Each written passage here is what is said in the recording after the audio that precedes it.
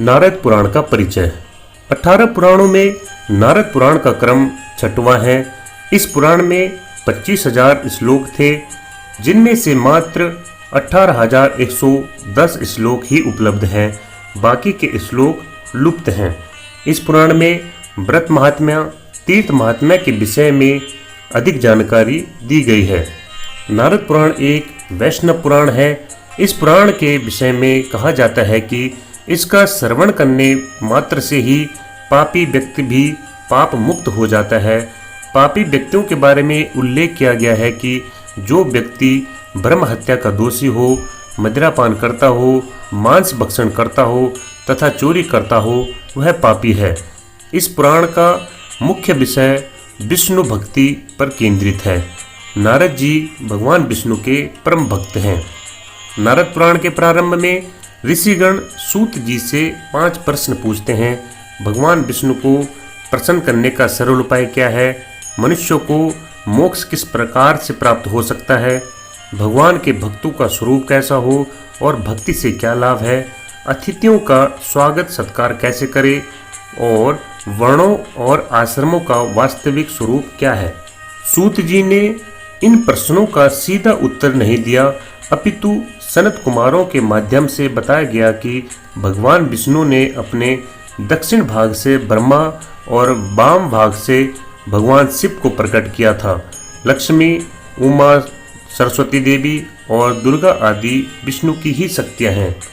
श्री विष्णु भगवान जी को प्रसन्न करने का सर्वोत्तम साधन श्रद्धा, भक्ति और सदाचरण का पालन करना है। जो भक्त निष्काम भाव से ईश्वर की भक्ति करता है और अपनी समस्त इंद्रियों को मन द्वारा संयमित रखता है, वही ईश्वर का सानिध्य प्राप्त कर सकता है। यदि ऐसी भक्ति से ईश्वर का संयोग प्राप्त हो जाए तो उससे बड़ा लाभ और क्या हो सकता है। भारत में अतिथि को देवता के समान माना जाता है। अतिथि का स्वागत देवतार्चन समझकर ही करना चाहिए। वर्णों और आश्रमों का महत्व प्रतिपादन करते हुए यह पुराण ब्राह्मण को चारों वर्णों में सर्वश्रेष्ठ मानता है। आश्रम व्यवस्था के अंतर्गत ब्रह्मचर्य का कठोरता से पालन करने वाले तथा गृहस्थ आश्रम में प्रवेश करने वाले को अन्य 3 आश्रमों ब्रह्मचर्य, वानप्रस्थ और संन्यास में विचरण करने वालों का ध्यान रखने की बात कही गई है। नारद पुराण में गंगावतरण का प्रसंग और गंगा के किनारे स्थित तीर्थों का महत्व विस्तार से बताया गया है। सूर्यवंशी राजा बहु का पुत्र सगर था। विमाता द्वारा विष दिए जाने पर ही उनका नाम सगर पड़ा था।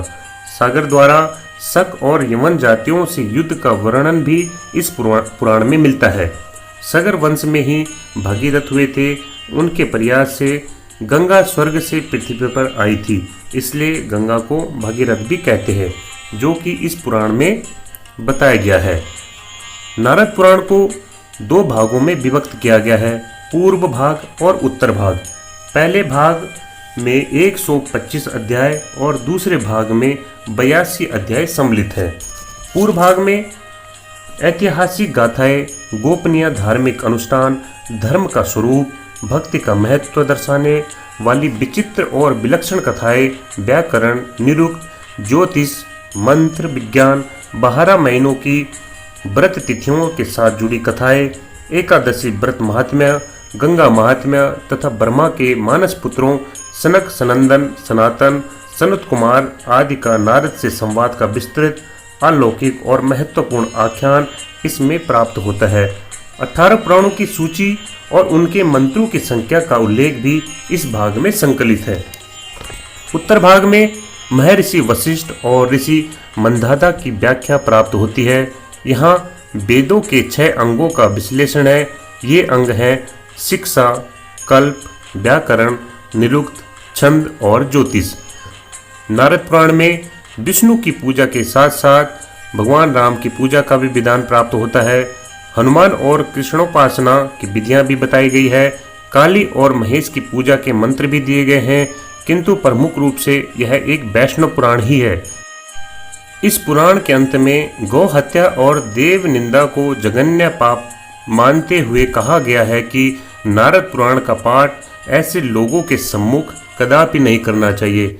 दोस्तों, यह जानकारी नारद पुराण के बारे में दी गई है।